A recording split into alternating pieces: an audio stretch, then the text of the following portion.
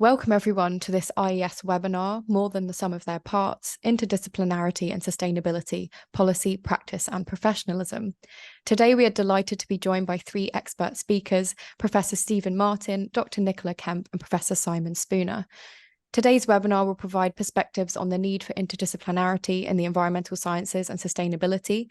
And this webinar is part of our Future of ES23 Horizon Scanning and Foresight project, where we are bringing together voices from across the environmental sciences through discussions like this one, with the goal of creating a vision statement that sets out the different potential futures for the environmental sciences, as well as how we can create the kind of future we want to see. And this event is part of our workforce theme. As always with our webinars, there will be a chance for questions at the end of the presentation, so please do submit these in the Q&A option at the bottom of your screen at any point during the presentation, and I will then ask these on your behalf later on. If your question is directed at a particular speaker, please do put this in the question so I know who to direct it to. Thank you so much for logging in today, and thank you to our speakers. I'm now going to introduce our first speaker, who is Professor Stephen Martin. So Stephen is a passionate advocate for learning for sustainability and has spent over 30 years facilitating and supporting organisations and governments in ways they can contribute towards a more sustainable future. He has held many high-profile posts in this area. For example, for nearly a decade, he was a member of Her Majesty's Inspectorate of Further and Higher Education. For 5 years, he served as an Education for Sustainability Policy Advisor to the UK's National Commission for UNESCO. And he was formerly Director of Learning at Forum for the Future, the leading sustainability charity in the UK, and is now co-founder and president of the charity Change Agents UK, just to name a few. Thank you so much, Stephen, for joining us today. Let me just get your slides up and then I'll hand over to you. I'd like to begin by posing a few perhaps hard questions because it seems to me that the professions, and as I understand it, in the UK, we're talking around 160 chartered professional bodies exist, which perhaps indicates the spread of the professional expertise across the country. But quite interestingly, there is no profession which embraces sustainability. And that's really what I'm trying to address, because whilst we think that the professions, and particularly the Institution of Environmental Sciences, has embraced that, it still has a kind of reflection of some of the issues that I want to describe, because it isn't necessarily truly interdisciplinary in its processes and practice. And I have been a member of the Institution for Environmental Sciences for more than I can remember. But I still think that we still harken back to some of the disciplinary traditions that echo our first degrees or our university education over many years ago. So what does interdisciplinarity mean? Well, in an interconnected world where we're now facing some really interconnected crises, we are faced with huge problems. And how we see the world is very much the part of the problem. So if I can have my this next slide, what I want to try and cover is some of the things that really contribute to interdisciplinarity and its success, but also some of the challenges we face in terms of some of the disciplinary silos which predeceased, in a sense, our world in terms of making a difference. So one of the things that is exercising my mind at the moment is, in many cases, we are still working through disciplinary traditions. So when we first started some of this work in the Institution of Environmental Sciences, we used to talk about a particular way of seeing the world through a particular story. And it's a very simple story which illustrates the different ways people see the world. Each of the professions in this story were given a barometer and asked to find the height of a church tower. The physicist took the difference in air pressure at the top and bottom of the tower to calculate its height. The engineer, another profession, dropped the barometer and times its descent to calculate the height. The architect lowered the barometer on a piece of string till it touched the ground and measured the string. The surveyor ignored the barometer. She measured the shadow cast by the tower and used the angle of the sun to calculate the tower's height. And the final professional, the accountant, went to the sexton and offered the barometer as a tax-deductible expense if the sexton told him the height of the tower. That story illustrates two important points about professional practice. First, that people and their viewpoints are part of the situation that normally deal with, and second, there is more than one way to handle any situation. The essence of systems thinking and practice is in seeing the world in a particular way, because how you see things affects the way you approach a situation and undertake various tasks. So essentially, this is what this is about. This webinar is, are we actually doing this in a way that embraces interdisciplinarity? And my argument is we are not. We're not doing it sufficiently in the way that would actually transform the way we look at the world and see the world. And perhaps that leads me to my second point in my introductory slide, that maybe this has consequences for the future of CPD in professional bodies like the Institution for Environmental Sciences and other professions, which I am also a member of, for example, the Society for the Environment, and also a member of the Institute of Biology. So what are the problems in facing us in terms of integrating a more interdisciplinary approach to sustainability? Well, part of these problems, I think, are emblematic. If we could look at the next slide, that we always embrace simple solutions. I mean, simple solutions are the way humans get to finding answers to some of the questions we face. This diagram is from a paper I wrote in 2009, which exemplifies the complexity of the food production system. It has part of agriculture, it's part of biological sciences in terms of the processes of fertilizing and pesticide application, a whole range of different things, including consumers, retailing, marketing, and distribution.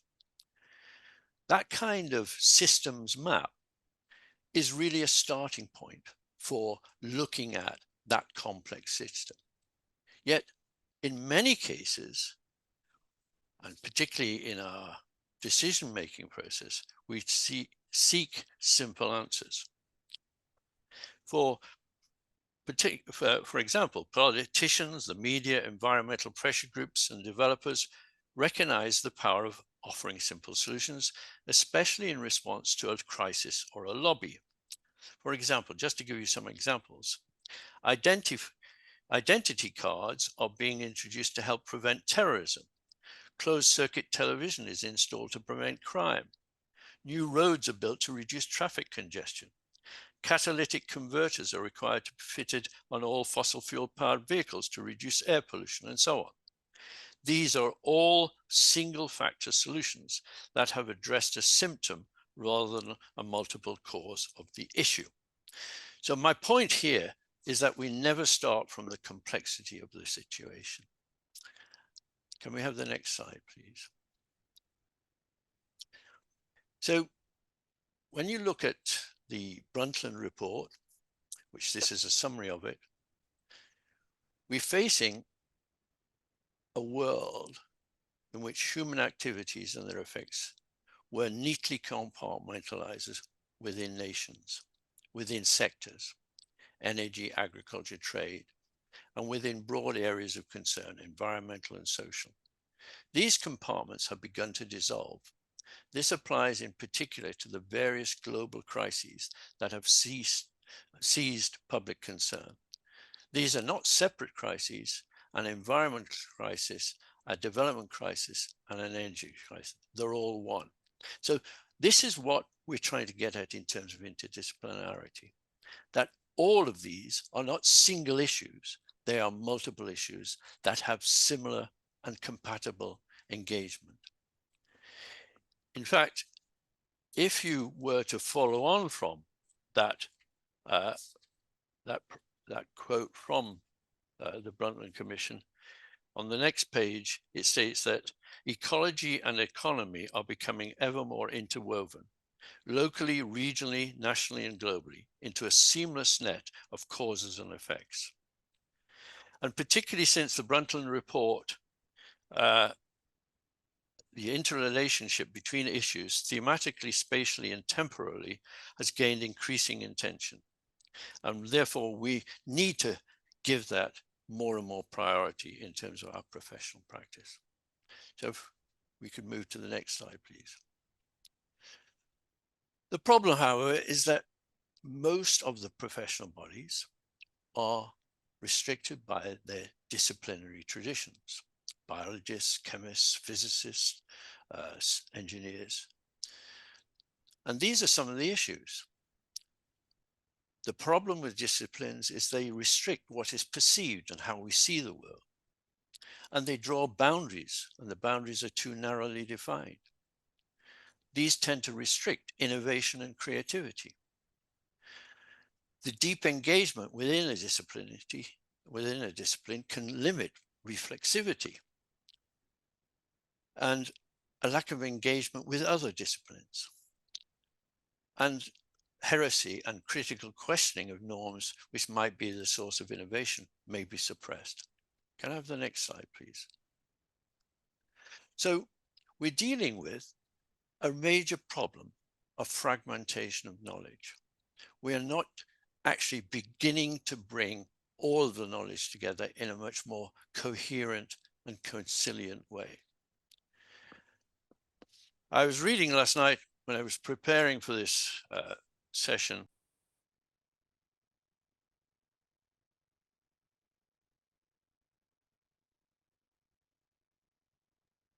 Oh, sorry, Steve, you've just muted. If you could just unmute a second.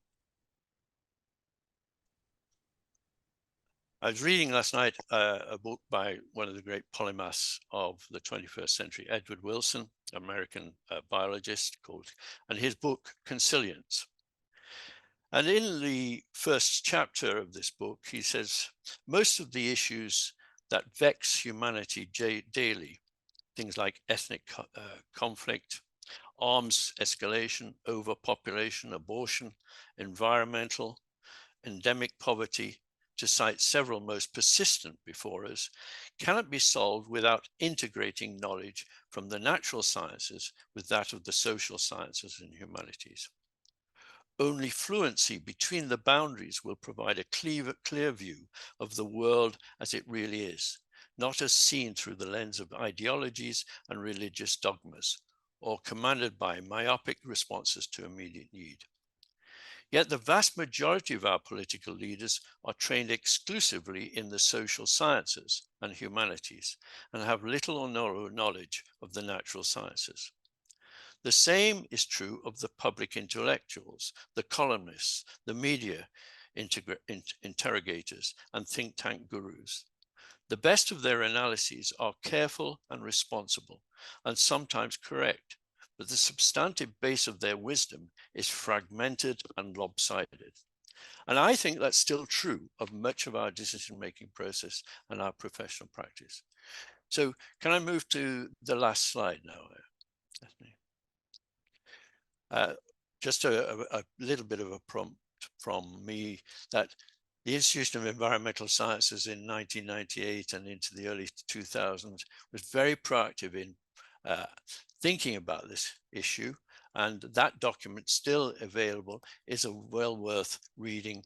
It's online and has a number of interesting methodologies that we could adopt to make interdisciplinarity more proactive and engaged.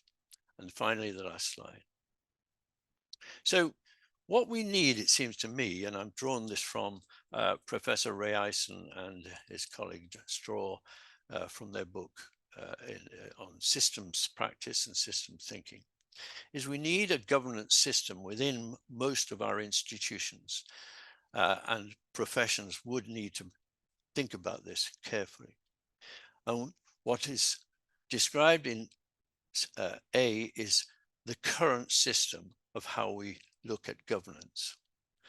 Whereas where we need to be going is to a diamond shape of a system where biosphere, and biosphere is a central dominant theme in this, that nature-based solutions are essential if we are going to make a more sustainable world effective and appropriate. So I'll end on that point, and I look forward to some questions in a moment. Thank you so much for that, Steve. It was really, really useful to have that overview of the importance of interdisciplinarity, and some ways that we can start thinking about that in that system sense. So thank you so much for that. As Steve just said, please do put your questions for Steve in the Q&A function, and we'll get to those after all of the presentations. So next up, I'm pleased to introduce our second speaker, which is Dr. Nicola Kemp. Nicola currently works at Canterbury Christ Church University as an academic lead in the university's Academy for Sustainable Futures. A geographer by background, her research interests are focused on the interrelationship between education and sustainability across ages and educational phases. Thanks so much, Nicola, and over to you. Oh, well, thank you very much for inviting me to be part of this webinar. So I'm speaking from the perspective of a university and our engagement with sustainability. And I think what I'm going to say picks up a lot of the points that Steve has already made, but perhaps takes them in a slightly different direction. For us, one of the things that we've been grappling with over the last 10 years or so is what sustainability kind of means in an academic and ultimately a professional context, because employability is such a strong driver of our practice within the university. So we're always thinking about the roles that our students are going to go into once they leave us. And the other kind of key driver for us, obviously, is the students themselves that are coming in and the educational experiences that they've had, and the increasing demand that universities educate them about sustainability and climate change. And there is this important question about the sort of the how you do this. And the idea that I want to kind of talk about today is planetary health. And the way in which it offers potentially a transdisciplinary lens that could be used for both academic and professional development and sustainability. So I just wanted to start by, I suppose, distinguishing transdisciplinarity from multidisciplinarity. Really, the key differences, I think, are that it starts from the point of view of the problems, the societal challenges that need responses. So it starts with real world issues. And then the question of how you fuse together the appropriate methods, theories, expertise across different disciplinary boundaries, so that you create a response which is greater than those disciplinary perspectives on their own. Involving non-academic and civic stakeholders as well in the process of knowledge production is a really key feature, and it's complementary to the interdisciplinary or multidisciplinary approaches. This quote, I think, gives a good summary of transdisciplinarity, and that idea that it does involve actors from both the scientific and other sectors of civil society is really fundamental to it. And it's an idea that we've been exploring at my university. And just picking up on what Steve was saying just now, it seems that the experiences of students in higher education is really fundamental, both to how employers respond to this challenge of a system or interdisciplinary sort of perspective to sustainability, moving away from that kind of linear thinking, but also in terms of the kind of professional development that they might ultimately need, and from professional body point of view. So I think it's a really important piece in the puzzle. So planetary health is a relatively new conceptual field or area of practice, and it's a global movement which involves universities, but also government organisations, charities, and civic bodies from around the world. And it's fundamentally at the core, it's based on the understanding that human and environmental health are inextricably linked, and that you can't really think about human health and well-being without thinking about the health and well-being of our planet. It's change oriented, so as I said, it starts from the point of view of thinking about the problem and how change can be brought about.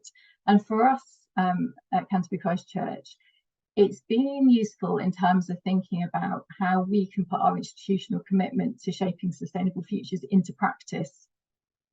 And the definition at the top of the screen is our working definition for how we are, I suppose, articulating our sense of purpose. So simultaneous improvements in human and environmental well-being, not just reductions in damage and harm now and in the future. So we're trying to kind of draw on that kind of Brundtland definition of sustainability, but kind of take it into a sort of a transdisciplinary perspective. And so what we've been doing is thinking about what that could actually mean in practice. And this is always the challenge, taking high-level concepts and bringing it down to kind of what it actually means for how you do things. And I just want to kind of offer this really as a bit of a provocation today.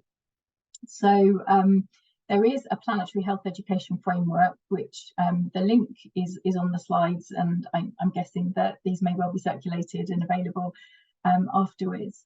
So this planetary health education framework was published in 2021 and offers a starting point. It's very much kind of recognised as being a starting point. So we have started to adapt it to our context, to think about how it could help us to change our practices in relation to our curriculum, research, and our outreach activities. And this nested kind of diagram here is our way of thinking about it at this point in time. What's really interesting is that as we engage with different groups, and as I was preparing for today, it has made me realise that each of the 5 circles can move, and so the starting point for different groups might well be different. So when I was thinking about coming here and talking to environmental scientists, understanding human and environmental systems feels like a very natural way in and starting point. However, when talking to my colleagues in theology, for example, reimagining human-environment relationships is something which offers a sort of a knowledge-based epistemological way in. And so this is just, it's very much a kind of a work in progress. But really what it's kind of gives us the opportunity to do is to think about what a transdisciplinary approach might require us to be able to do collectively. And it also connects to the idea of sustainability competencies, which you may or may not be aware of, but it's something which has been really foregrounded in the new sector guidance to universities. So the UNESCO sustainability competencies is something that we are asked to take into consideration. Here I've just tried to sort of illustrate how each of the areas of planetary health could relate to one or more of the competencies, but I'm going to unpack that a little bit because there's a lot there. So I'm just going to go through each of those quickly. So if we start with understanding human and environmental systems, I think this very much links to the competency around collaborative thinking and the question of, who to collaborate with. We use Kate Raworth's idea of the donut of social and planetary boundaries as a way of helping our students to think about this. And the idea that there is potentially this safe and just space in the centre that green part of the donut, and asking them to think about what can their disciplinary knowledge contribute to understanding how that safe and just space could be realised in practice in any particular situation.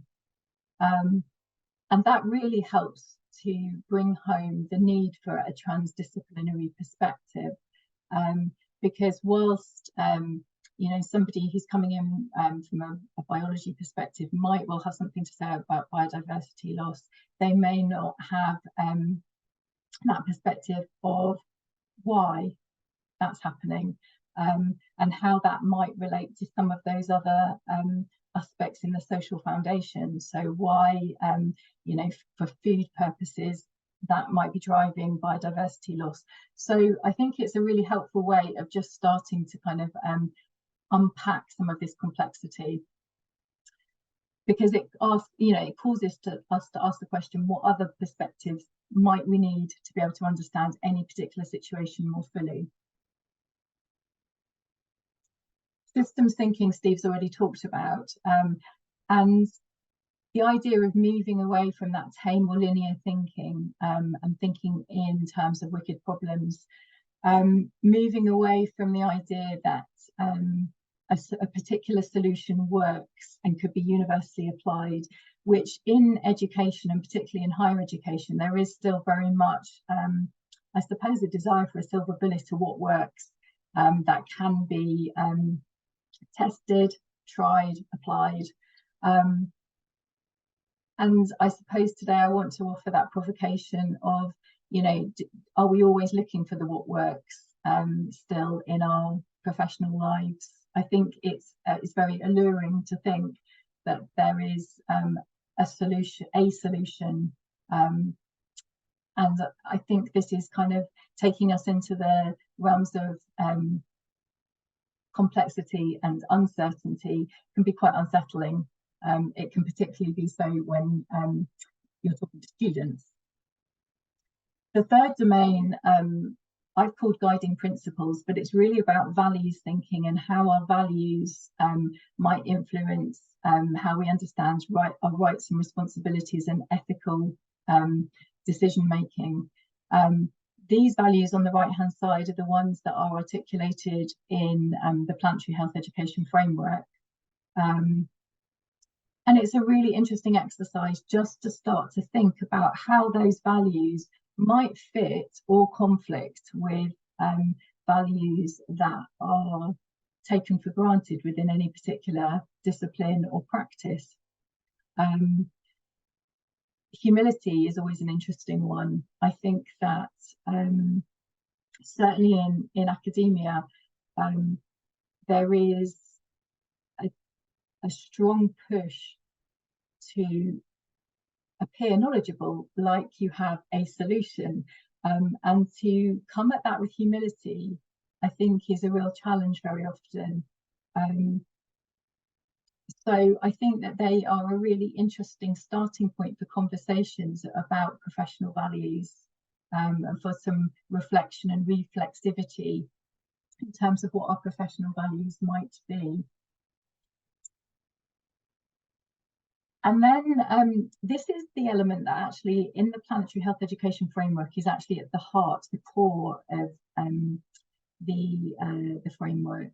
Is this idea of how we understand our place in the world.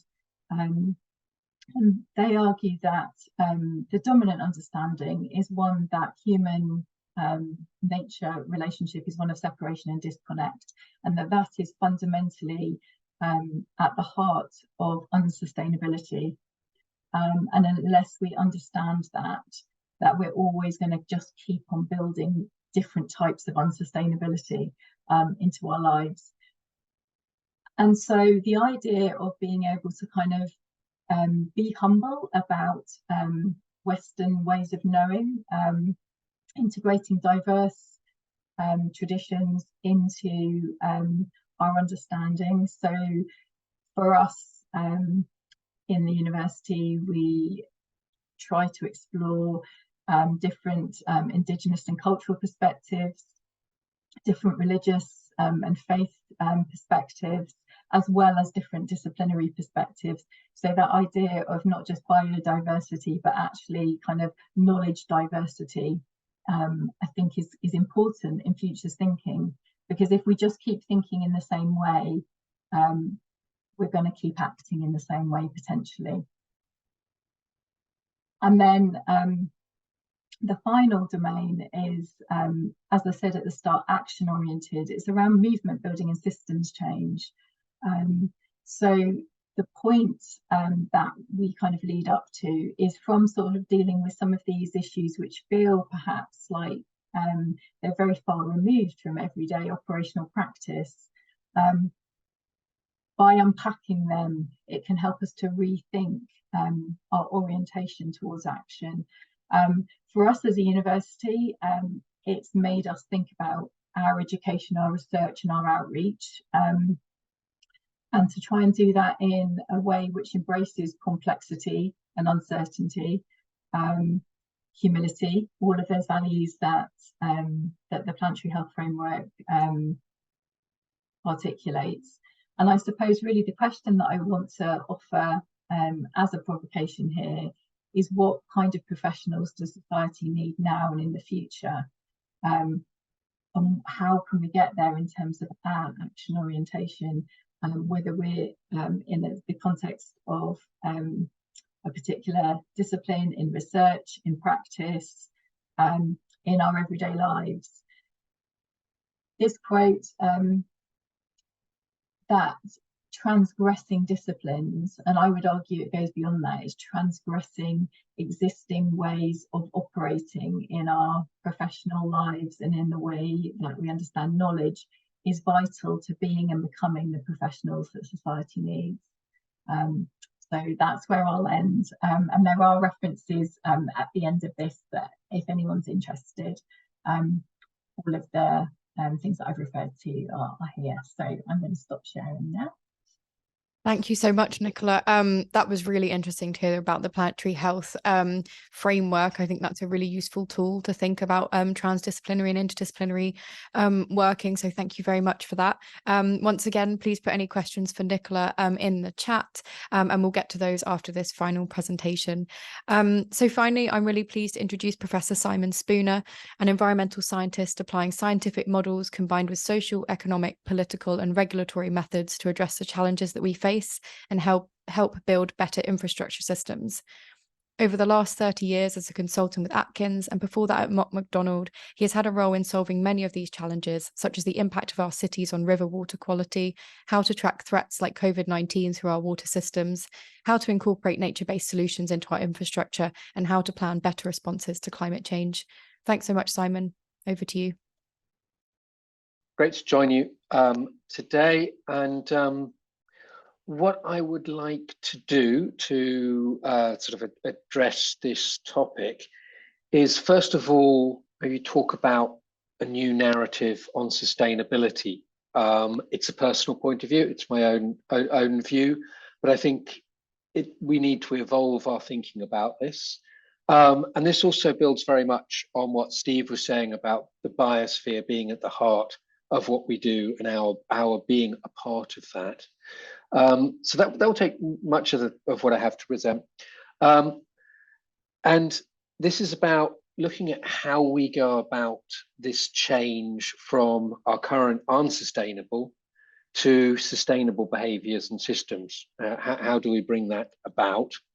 And then what does that mean for our educational and professional development practices? The other two speakers are from more of an academic background. I'd rather sort of engage in the Q&A from the professional services and ongoing professional development. So I mean, my central point is, obviously we've got a lot of problems: climate change, carbon, greenhouse gases, loss of biodiversity. And again, as Steve mentioned earlier, these are actually the symptoms and not the cause. And we are in danger of spending a lot of time sitting around talking and arguing about those symptoms. And the result so far has not been going terribly well. We've identified a problem, we've set out what we need to do it, and there is a massive gap between where we are and where we need to get to. And even some of those, the metrics, the way we measure it, are fairly complex. Net zero is a nice, easy concept. It's absolutely fiendish to try to actually calculate and implement. So in my view, I come at this from a very different perspective about thinking about what the real cause of the problem is. And this I name combustion transition framework, which might seem a bit odd, but it stems from a very basic sort of observation, which suddenly struck me a few years ago, just from an offhand comment on a podcast on Radio 4, and that is that fire comes from life. Without life, there would not be fire. Fire isn't like a fundamental property of physics or something. It doesn't exist anywhere else but planet Earth, as far as we know, because it requires living things to create a disequilibrium, which is mostly expressed as the oxygen in the atmosphere and reduced carbon in the earth. And the processes of life are constantly creating this separation. And the reverse of that, the coming together of those two things, which releases a huge amount of energy, that is fire. So that reduced carbon has been put down as fossil fuels, and we have the gas in the atmosphere. So these are a gift to us from past life, and they're a treasure that we have available to us. And it's a technological tool that we have, the combustion chamber.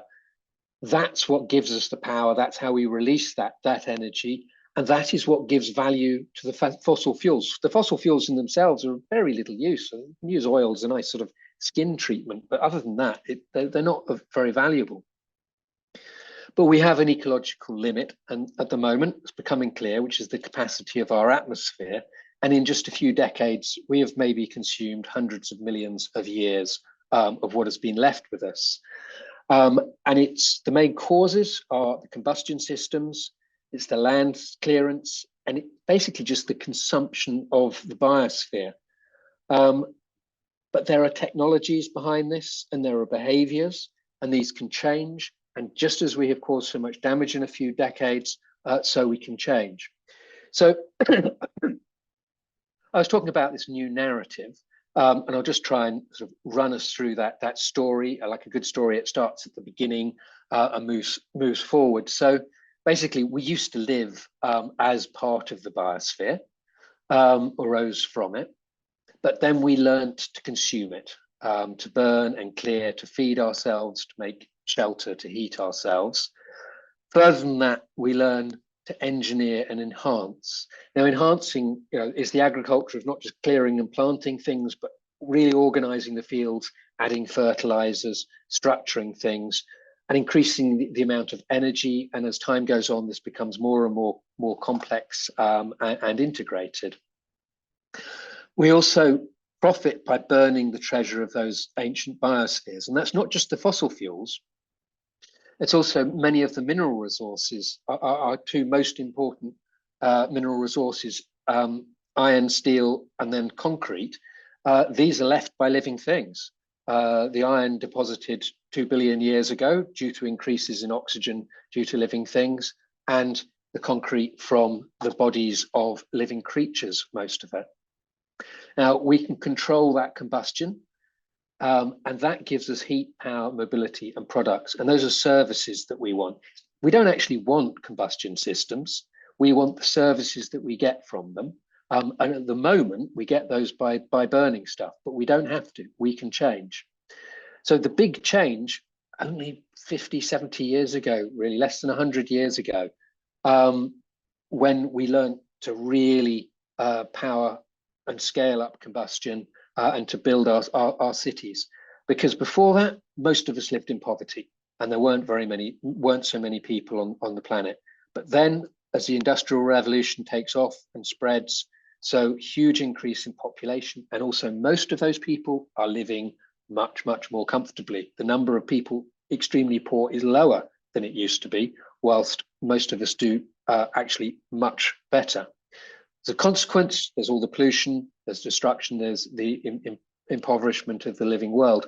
But it's not all been a waste. We haven't actually frittered all of this away. We have built our own treasures. And a lot of that is knowledge. It's the infrastructure we've built and the wealth that we have acquired.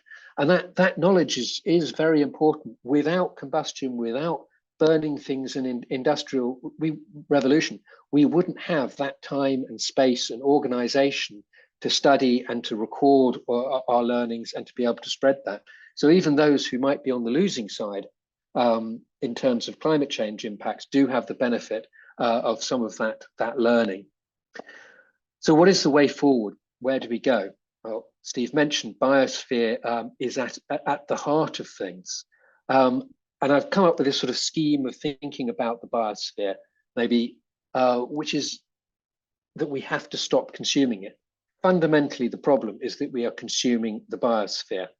And we need to learn to embrace it. But before we can embrace it, we've got to learn how to change our energy systems so that we bypass the biosphere. It's a strange terminology, but this is essentially what sustainable energy systems are. They're not taking from the living system. And that means sort of renewable, which is ultimately harvesting solar energy or a little bit of nuclear energy, and the other way is pure nuclear. And that is what will power our cities and our lives. But where we also need to head towards is embracing the biosphere. So rather than consuming things, but having biodiverse systems that we harvest from in a sustainable manner. And that is a very complex thing. You have to have enormous, deep knowledge to be able to do that. Just as our ancestors who lived in the forest really understood. They were intelligent or more intelligent than we are and understood how to live as part of a system. We have to regain that sort of knowledge, but in a greater way and at a greater scale. We can also enhance the biosphere and systems, and that allows us to get much more out of the same space. This is basically taking a system, adding energy and adding infrastructure and organization to it, and we get greater services and products. I think the best example is a lovely wastewater treatment works, where you manage to get all of that purifying processes from all of those bugs by putting them in a tank and blowing lots of air in, putting the energy in. But the same with fermentation, we can get food and products from small areas, and we can, with greenhousing and LEDs, we can drive far greater production from smaller areas. But there are always negatives to it as well. There's still downsides. What we really need to be doing, say, is fully working with nature to build these processes to get that disequilibrium going faster. And that means changing our land use. And maybe we do need those enhanced systems to get what we need from small areas so that we can release more of the land into regenerative sort of agriculture and natural processes. So it's a mixture of intense and less intense. And we need to sort of better manage the way we relate to owning land. Silly concept. How can you own land? It's a ridiculous idea. Yet we seem to have that delusion. We have to give space to nature. We have to let the earth heal itself and us.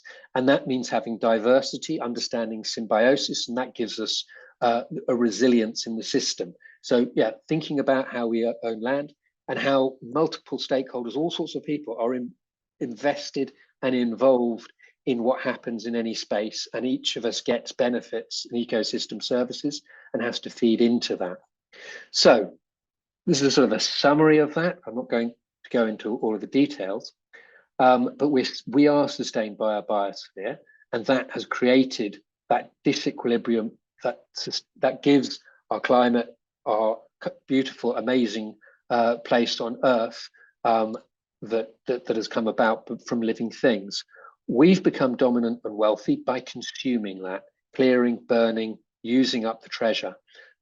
We do it because it gives us the services that make us comfortable, the things which we like, to be able to travel, to be able to manufacture good. Combustion processes are absolutely at the heart of it. That is how we capture that energy. And those are what are really driving the problems. And we have to move away from those and get those services now by other means. because we're going faster than they can be replenished. And that, to me, is the definition of unsustainable. But if we bypass the biosphere, we get our energy directly, that can be sustainable, either getting direct from the sun or through diverse biological systems which are still living, harvesting in a sustainable manner. So to move on to the sort of discussion points, how do we change our sort of education, our thinking, our services? For one thing, we have to change that core technology that's embedded in our infrastructure, in our cars, in our houses for heating, but also in the materials of our infrastructure, our concrete, our steel, our copper pipes, copper wires and things. These all use combustion to make them and heat and power and take from the biosphere. We need to be able to produce those in a more sustainable way, to recycle them more, to have circular economy, because those are actually probably our strongest limit to being able to make the transition, because we need to build much, much more infrastructure in order to provide us with the energy and the services that we need. And we've got to get the materials to do that. We have to change the way we feed ourselves, not just consuming land. We have to nurture those soils, nurture diverse systems, and live and harvest from us. And that's going to be really hard to do. We are very, very ingrained in the way that we manage land. That's a big, big change. But there will be benefits for all of us in this transition if we can think about sort of changing that relationship. Now, there is a lot about this which is technical, which is engineering, as well as sort of social and spiritual. But you know, there are ways of doing this. And it is about systems thinking and integrated thinking, but it goes beyond that. I think it's a much wider and more drastic change that was required. And there are vast gaps in our knowledge and our support systems that we have to overcome in order to make this transition. You know, despite all the great knowledge that we've got by burning up and consuming biosphere, we have further to go, which we have to learn from not doing that. Part of that transition will be about digital knowledge systems. To really, there's so much that you need to understand about these systems to work with them, and so many people have to work together. We can't hold it all in our own minds, and we can't rely on the passing down of knowledge generation to generation. We have to have automated information systems to manage the knowledge that is part of this transition. So we have to evolve our education systems to support this kind of approach, and not barely even beginning to think about how we could do that. And that's what I'd love to be discussing in our sort of question and answer now. So basic science, engineering, it's still important, but we need to be moving on from that. And you know, I represent one of the leading engineering consultancy firms, and we are doing these type of projects. And as we were looking forward into the future together at a conference last week, sustainability, net zero, these are at the very heart of what we are trying to do. We are trying to work out how to engineer a better planet, a better future for the planet and its people. But we've still got a long way to go, and we're not yet embracing such a comprehensive vision of where we need to go. But it's important to have that development of professionals, how you bring these sort of different ways of looking at things, the more integrated approach into professional and technical expertise. So I hope that made some sense, and I hope that we can now discuss that amongst ourselves and with participants to see how that we might bring some of these changes about. Thank you so much, Simon. That was really interesting to hear about the combustion transition framework, and also quite an optimistic message about the fact that we can do it. It's just it requires these big changes that you've talked about. But that was excellent. So thank you so much for that. Great, thank you so much. So our first question is quite a long one, so bear with me. I'll read it out and I can go back to any parts. But this is from an attendee that said, "I totally agree with the need for inter and indeed transdisciplinarity, and have always sought to practice this throughout my career. My question is very much about how. So how can we shift our ways of thinking, ways of being, and ways of acting?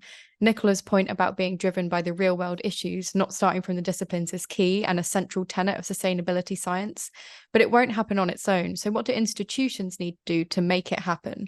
For example, is it about asking the right questions in the right ways, ensuring curricula are focused on tackling challenges and building the competencies? Can I go to you, Stephen, first, to see if you have any thoughts about this how point of how do we actually encourage interdisciplinarity? And just to note that you are muted at the moment. I would answer that in a very positive way. 2 years ago, one of the newest universities was established in London. It's called the London Interdisciplinary School. And that London Interdisciplinary School is essentially starting from the point of what are the particular issues humanity faces in a planetary sense, but using those as a basis for developing action-oriented and decision-making that embraces interdisciplinarity as a way of approaching those issues. And if they are successful, that's a new kind of institution. And that's the kind of institution that I would advocate needs to be at the center of professionalism. And maybe we need an overarching body, a society for sustainability that also embraces that kind of concept in a way that then can co-create a more action-oriented, problem-solving attitude to the sorts of issues that both Nicola and Simon have introduced. We have a way to go, but I think we have the knowledge, much of the knowledge we need, but what we haven't got is the application of that knowledge in a wise and interdisciplinary way. And that's a philosophical issue as much as it is an academic issue. And I think there is a paradigm yet that we haven't broached, a paradigm of thinking a first order change rather than second order change. And unless we get to second order change, we're not going to make ourselves sustainable. Okay. Thank you, Stephen. That was really useful. Nicola, I wonder if you wanted to add anything to that. And maybe, I mean, of course, you talked about your planetary health framework. So that's obviously one tool that can be used for this type of thing. And I wonder if you had anything to add to what Stephen said, and also if you could discuss some of the challenges you've had in kind of applying that framework. Lots of different sort of responses to that question, really. I suppose one which I'm going to start with, which is probably the most unexpected, perhaps, is that I think it actually we have to start right at the beginning. So, like, my current research actually is around the experiences of babies and toddlers and the way in which they have experiences of nature and how we understand their place in the world, because I think it's a really fundamental, almost it's an existential question. It's about our place in the world, and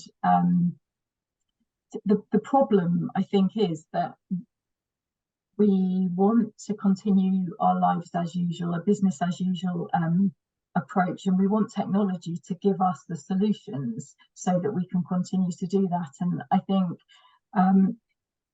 there is, the idea of there needing to be a different narrative is absolutely fundamental. And I suppose I have a belief in education, but kind of going right back to the beginning of how we learn to be in the world, that's really fundamental. And I think we often neglect some of the things which are very obvious around kind of what very young children need in terms of connection. For me, it is actually, it's quite simple. It's about making connections. And so when we work with students, one of the things that I find the most powerful is it is those moments when you take them outdoors, or you go into an experience which makes them feel it's an embodied sense of this connection that they might have. that they haven't previously thought about, because I think it makes you think differently about everything. So I think there is an experiential element. It doesn't happen at a cognitive level. We can have all the knowledge, but unless it somehow makes us think differently, that's the real challenge. And so I think provocations, for me, education learning, it's about kind of difficult knowledge. It's about having the rug pulled out from you a bit and making you really question things. So I guess that's kind of quite a lot around sort of what I think needs to happen. But the problem is that's very slow, and what we need are very fast responses to this urgent, the urgent problems that we face as a society. So there are these really difficult paradoxes that we have to somehow navigate in this. Yeah, I think for me there's hope, but it is also incredibly challenging to work out how you do some of this in practice. I think all that you can do is to I think these kinds of discussions are really helpful. I've learned a lot just from listening to Simon and Steve, and I'm sure that people that will engage with this, it's about kind of challenging yourself to think differently all the time, isn't it? Great, thank you, Nicola. And Simon, I wondered if you wanted to comment on this, thinking more from the kind of professional's perspective, and about how environmental professionals or engineering professionals can try and do some more of this interdisciplinary kind of work. Yes, okay, I do that in two parts. I mean, first of all, I'd like to address what Nicola was saying about this sort of disconnect of our lives, and then I'll try and give an example about how we can build some of that reconnect and how that fits into professional practice and changes in the way we do things. So, as I say, humans evolved as part of the biosphere, part of a system. We were intimately linked, and part of it, our genetics adjusted over hundreds of thousands of years based on the location that our communities were living in as we adapt to different areas, and you see those changes between different people. And within those areas, there are more cells in each of our bodies which are not us than are us.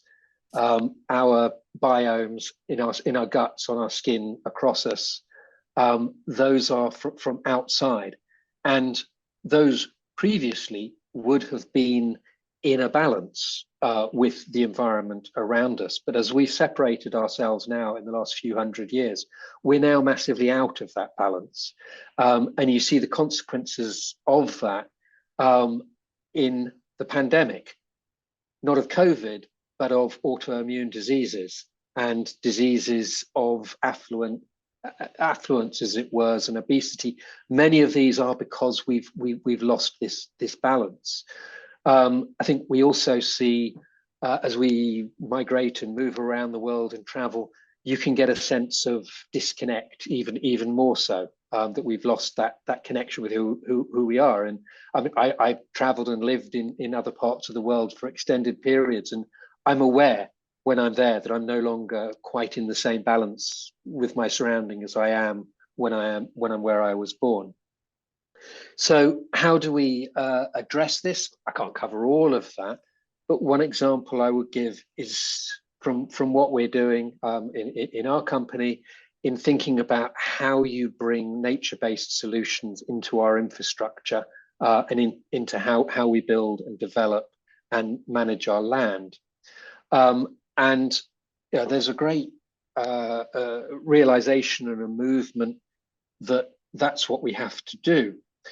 But when we build infrastructure, when we manage land, for the last few hundred years anyway, we've had a land ownership and a contractual framework and a property ownership approach to doing that.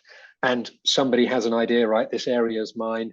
I'm going to build this building. I'm going to set out this farm in this way and manage it in order to produce peanuts or to produce rapeseed oil or to accommodate students. Very narrow definitions, or to have a luxury home for me. they're very narrow definitions of service from each parcel. When we start to go into nature-based solutions, that means incorporating living systems into all of our infrastructure, which are providing services which benefit, you could say, wider society, but also the whole living system, the diverse biological systems. So that means that you need these things on other people's land, on other people's property, in your property. You have to manage them, but other people have an interest in their being there, and in funding that to happen, and in having the benefit of the services. You can't put services like that into things using conventional contracting approaches. So you need to be able to have an analytical framework where you can look at what are the services which are being provided to whom, and thereby what are they value, what are they getting value, what are they going to put in to fund it. Then you need to have either the owners or people associated with them to build and put those in. But most importantly, you need a sort of a middle layer, which is at community, civil society, it can be commercial, that interface this, that work out that connection between the greater societies or large institutions, be they water companies, food companies, government, that want these services, and then all of us individuals and communities that need to provide them, and how to balance that up, how to manage the flow of money, and how to design that sort of system. We've done it in examples for natural flood management, for nutrient management in certain situations, but we now have to move to sort of multiple benefits, much more complex implementations of that.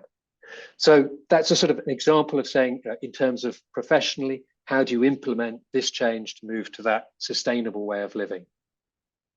Thank you all. That's been really useful. And I think it leads on nicely to the next question, actually, which is kind of a thread that's gone through all of your presentations, as the importance of systems thinking. And that's not just among professionals, but also around civil society, government, the public as well, media, all of those types of organizations and people. But how do you think we can go about building systems thinking literacy in these other stakeholders in society? And what do you think the role of environmental scientists is in that? I don't know if I'll open this to the floor if someone wants to come in on this first.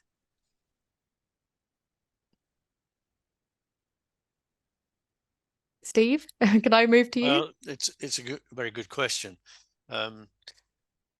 We tried to do this in 1998 or thereabouts with the Professional Practice for Sustainable Development within the Institute. And we reached out, and that was a partnership with the Environment Agency, Royal Society for the Protection of Birds, probably the most populous at that time in terms of membership of any of the nature-based charities, the Institution of Environmental Sciences, and a few others. We reached out to all the other professional bodies that we could reach, at least, and we ran workshops with them. We used as a basis the natural step, which is the Swedish framework for sustainability, one that was developed by a man called Carl-Henrik Robert, an oncologist. Basically, why he started this thinking was he, from a practical perspective as an oncologist, was getting more and more children coming into his surgery with, or parents of children who had contracted cancers at an early age. And he sought a solution to that by thinking about how do we change the way of living and sustainably so that we can counteract that. I mean, for example, one of his concerns was that mother's milk contains thousands of chemicals that have been injected into our environment through pharmaceutical companies and others, and the medicines we take. So those four system conditions became the framework for much of our discussions. So we have to find some common currency. And that framework provided common currency and was adopted by some big companies. For example, IKEA adopted it during its initial phases in sustainability. The aviation arm of British Petroleum, we introduced that to them as part of the process. We even ran some workshops using the same principle for Barclays Bank undergraduate program. We really reached out, and I think it had some traction. But the problem we found is that we didn't have enough capacity to reach out in a wider sense beyond, those few groups that were interested at that time. But the materials are still there. The materials could be reinvented and reprocessed in some of the ways that I think Simon was indicating, and drawing on new evidence that we could use as case studies. And I think case studies carry a lot of weight with people. I mean, part of the case study program we developed during this course was things like the cooperative bank and how it operated at that time. Unfortunately, the cooperative bank then fell foul of some of the capitalist ideologies and profiteering and so on, and that became a problem for it. But nonetheless, those are examples of how breakdowns in system thinking can take place. So systems thinking has to be done through some kind of framing, practical, day-to-day framing of the exam. And like the example I used in terms of the height of the church tower, those are the sorts of things that amuse people. Why is it we see things in different ways? But if we've got some common currency, then we can actually, I think, produce some answers to the question that has been raised. Thank you, Steve. That was really useful, and a really important point about those kind of frameworks that we can use to build systems thinking literacy. Simon or Nicola, did you want to add anything to what Steve's just talked about? Simon, you're off mute, so I'm going to see if you want to go first. I think it's very difficult to think about how you really introduce this kind of different thinking into a curriculum. It's not easily core curriculum stuff. It's wider than that. It has to be really within the public narrative, and little things can spark it. A David Attenborough documentary, a particular picture of a polar bear or a penguin, a schoolgirl standing outside in protest all alone. It does need those sort of things which help people to acknowledge the change that's happened, and to express it and communicate it. From a sort of curriculum point of view, and thinking about how you actually put it into your courses at university, I think it is the basic science understanding of engineering. A lot of this requires that, but also looking at that in a different way. There's also a lot of the sort of IT tools which are required for this, and that basic enhanced knowledge infrastructure. I tend to avoid the word AI. I don't really believe in it. It's machine learning. Yes, you can have algorithms and it can give some illusions, but as yet, it's not actually intelligent. But it can greatly enhance what we can do and what we can think, and that can be an important part of how we move towards working and embracing these living systems and making them part of our daily life, our infrastructure, just how we sustain ourselves.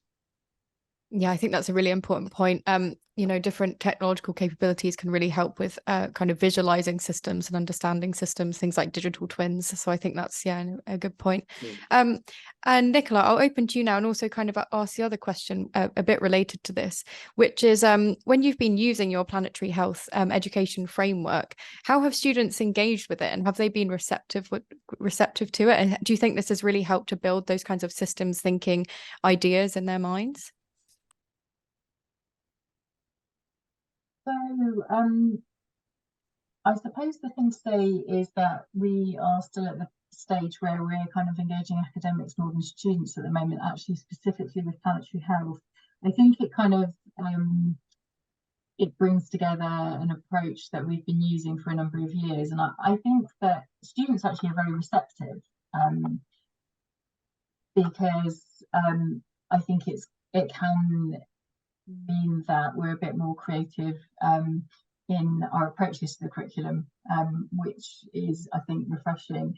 I think it can be quite challenging for academics potentially, because there is always a kind of a sense of needing to maintain disciplinary boundaries, and I think that sometimes there can be questions about, well, what's the, how relevant is this, and there's core knowledge that has to be kind of covered in a curriculum, particularly actually in courses where there are professional kind of standards involved. So it depends the extent to which there are kind of, I suppose, strong external drivers for that. So in our health courses, interestingly, because the NHS has got a sustainable development unit, and they've done quite a lot of work thinking about the impact of climate change in terms of the future provision of services and what impact that will have.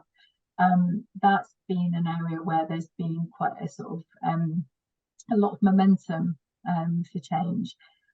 I think the example that I was going to just offer was that in primary education, one of the really interesting initiatives that I've seen is called the Harmony Project, and that's been an approach to the curriculum which is in mainstream schools, but it's been there are 7 principles of learning which are based on nature's principles. So diversity, cycles, oneness, health, geometry. There are these 7 principles, and they form the kind of basis for learning in each of the school terms. So there is a sense of kind of purpose and coherence. And having done a little bit of research in some of the schools that are adopting that, I can see that it kind of makes sense, so that children are able to kind of see the purpose of their learning and apply it to the sort of bigger concepts of sustainability. And I think that if that kind of approach was more mainstreamed, it would mean that we move away perhaps from a very siloed way of thinking about knowledge right from the start. And I think that in time would really kind of bear fruit, but it is that challenge in terms of the amount of time it takes to get there. Thanks, Nicola. That's really useful. I've now got a specific question for you, Simon, just based on your presentation, which is when you were talking about the combustion transition framework, you mentioned on one of your final slides about how there's still some kind of key gaps in our knowledge that are needed to overcome the current system and transition to this new way of kind of living with our biosphere. I wonder if you could just highlight a few of these that you think are really important in terms of those gaps of knowledge. Well, of course, number one, the gaps. So I don't know where they are. They're unknown unknowns. So I can't actually say exactly what they are. I'll introduce 2 things on that. The way I attempt to bridge one of those gaps is actually when you think about net zero. And if somebody asks you a question, so where are we on the road to net zero right now? How far along are we? I certainly would stumble and splutter and be a bit unsure about what the answer to that question is. We haven't defined any of it. So part of combustion transition is about being able to answer that question in a very clear manner, and being able to do it both at a macro and a micro level. So macro being sort of global countries, regions, where are they? Where is this nation against that nation? Where do we sit? And micro being each process, a car, vehicles as a whole, buildings, different structures, where are they on this journey? And it's basically as I first defined it, how much of the energy use in that system is non-combustion. Or I'd maybe changed that slightly to non-biosphere consuming, which all sounds very sort of terminological or whatever. But basically it means, is it electric? Because that's basically the energy which isn't, which isn't coming from burning something at the time. And that's very easy to measure. How much of the energy are you using, and how much of that is electric? How are you transitioning that? At a national level, you can do that by just looking at all the different sectors of your economy, looking at the proportions that are electric and non-electric, and then multiply that by the amount of the electricity that comes from combustion or not. And that gives you what I call a non-combustion metric. For the UK, that is 9.2 using 2019 data. And if you take a country like Oman, bit of a petro state, it is 0.3. So that's how far you're, where, of course, 100% would be, you've reached it, you're not consuming the biosphere. It's very easy to calculate that. You can download the data from IEA or all sorts of places, and you can have an answer within minutes. And I think that can be a practical measure of looking at that. The other element of it about how you look at each microsystem, each individual system, you can just look at the energy flow through a system, what goes in terms of the fuel energy, how efficiently it is burnt. You can weight it by the sort of level of greenhouse gases and things, and compare that to the service that you're producing from there. And you can build up a metric that you can use to see each individual system, how you're improving it, how you're moving it forward. And then you can also bring these together to look at the whole progress and road mapping of your transition, by being able to see how, as you move from one process to another, you get huge increases in efficiency. Most electrical systems are just massively more efficient than combustion ones. So an electric car typically turns about 70–80% of the energy that goes into it into useful motion. An internal combustion car, you're lucky if you get 20%. So there's a 3 times. Even if that electricity originally came from a coal power station, it's still much better going through an electric car. And those transitions get even better. A heat pump heating your home can be 300, 400, even 500% efficient, whilst a boiler might be 90% efficient. Pretty good. When you look at the changes that those give, then you can look at how you need to transition your power systems. But it's always you need that's to work back from the demand side, understand the demand, work that back, and then see how that roadmap goes. So I'm in danger of going on much too much about this sort of pet little metric system of mine. But that's saying, there are ways of doing it. There are alternative and simpler ways that you can look at the problem and plot a way forward. That's really useful. Thank you, Simon. And I should mention you have done a webinar on this before, so I would direct people to look at that on our YouTube channel as well. So thank you so much. And Steve, before I go to the final question, which I'll pose to all the panelists, just one last one for you, Steve, which is that you mentioned obviously that for professional bodies, interdisciplinarity can be quite difficult because they can be quite constrained by the discipline that they're focused on. You mentioned one idea in terms of how we can support interdisciplinary working through things like CPD. I just wondered if you had any other thoughts about what the role of professional bodies in supporting interdisciplinarity in the wider society. Well, I think a fundamental review of the current status and charters associated with professional bodies would be a way forward. I think, as I've argued from the point of view of universities are part of the problem. The way they teach in a disciplinary way is part of our problem. We are actually creating a problem because of the narrowness of that debate and dialogue. We aren't opening it up. It was interesting to hear that there's a new discussion going on within the Conservative Party at the present time about introducing a baccalaureate, which is a much more generalized way of education. Nicola's mentioned primary education.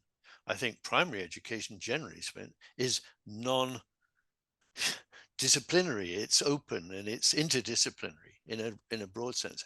Any of those lessons as a member of Her Majesty's Inspectorate that I went to in the primary phase were wonderful. They were exploratory. They were open-ended and on problem solving. I think the problem we have is that we need a transformational process throughout our education system and our professional bodies. We need to rethink what the purpose of a professional body is. Surely its role is social progress. And if that isn't the basis of a professional body, then what is the purpose of a professional body? It's not necessarily the science that underpins a professional body, it is the social progress. And it seems to me social justice, a civilized society, and so on become very much part of that agenda. And I'm not sure that that debate is being held at the highest level within the Science Council, for example, the Engineering Council, Society for the Environment, and so on. All of the umbrella bodies that control and to some extent deliver a professional program. So CPD is part of the process. They have a huge opportunity, professional bodies, in accrediting courses within our universities to make a difference to what the universities are doing. I'm not sure they play that card very well. They could actually demand more from universities in terms of interdisciplinarity, just as I've described the London Interdisciplinary School. Just to end my thoughts, I was looking at something I wrote this morning, which is the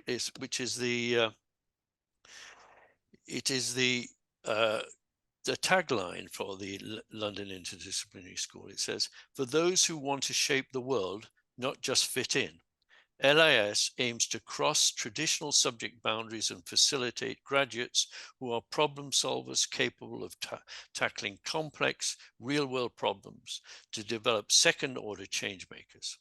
And it seems to me that's what professional bodies ought to be doing. That kind of strapline is essential to them as well as any other institution. So I leave it with you. And we have a framework, a global framework that is not working very well at the moment, which is the UN's global goals. And that doesn't seem to me to have permeated the professional community in a substantial way. And it seems to me, why not? That question isn't being addressed in any formal sense that I'm aware of amidst the professional bodies. So maybe more could be done in that respect as well. I'll finish there. Great. Thank you so much, Steve. That was really, really useful.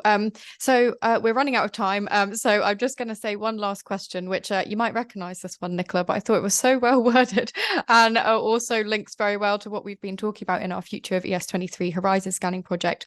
So I'm going to throw it back to you just for a brief answer from each of you, if possible, which is, what type of professional does society need now and in the future, with a focus of that kind of future and thinking about what we need from professionals? And I wonder if we could start with you, Nicola. That's the problem with asking a question, isn't it? To answer it then. I think that we need professionals who are flexible, who are able to be reflective and to deal with unintended consequences of decisions that they make, to be able to take risks, and to be able to change their path if needed, because I think that part of the problem is that things are very fixed. So I suppose my message would be that we kind of need to move away from that kind of fixedness. In whether we're thinking about disciplines or anything, it's about kind of permeable boundaries, I think, and being able to work in the margins on the, you know, sort of the edgelands of fields. You know, I like that biological kind of metaphor of the wasteland or the bits on the edge. I think those are really interesting spaces, and I think we need to be courageous in being able to inhabit those spaces. Thank you, Nicola. Wonderful. Simon, can I pass to you? I think the most important thing we need is optimistic professionals who recognize, actually, right now we are living in a golden age of humanity. Might not always seem like it, but we have more, we have great resources at our hand. We have most comfortable lives, abilities and experiences. That doesn't remove suffering. Suffering is a fundamental part of life. No matter how good your circumstances, you'll never be happy. But that's a spiritual matter. That's a completely different thing. What we can deal with is our material world and our relationship with nature. And in changing that relationship with nature and our infrastructure, we've got to let go of being in control. These sort of nature-based solutions, you cannot entirely engineer them. You have to curate them. You have to say, well, you know, this is a diverse system that I'm bringing in here. I can put the framework there, I can put the bits, and then we just sort of help to steer and manage it, not to control and completely be in charge. And I think that's a very different sort of attitude. You know, how do we manage projects where lots and lots of different people aren't just consulted a bit, but are actually involved and part of building, operating, managing and owning the systems which will sustain us. So I think that's really the key thing, is optimism and belief that we can change and it is possible to do better. Thank you, Simon. And finally, over to you, Steve. Well, I think I'll go back to what we tried in 1998 with the Institution of Environmental Sciences. I think we should reinvest and reinvent professional practice for sustainable development and relook at it in terms of the crises we're facing. And I think there should be a vanguard of professionals who embrace, you know, a kind of polymath approach to those issues, looking at it from not only the science and natural science base, but the social sciences base, but also, I think, the humanitarian and art. And historically, that can play an important part in bringing people to that sort of engagement in the crisis we face. I'm optimistic, but there has to be a willingness at all levels with all institutions that this change has to take place. And I think that realization is beginning to take place, but is it enough? Is it sufficient? I'm a little less hopeful. Great. Well, thank you so much to all of our speakers, Steve, Nicola, Simon. It's been such an interesting webinar. Really great to hear from all of you, and really appreciate you taking the time to come and talk to us. A lot of food for thought, I think, and a lot of issues that we really, like you said, Steve, that we really need to think about how we can tackle these now and in collaboration, and to really make that change that we've been trying to do for a long time. So that's it from us today, everyone that's watching. Thank you so much for logging in. I hope you found that as interesting as I did.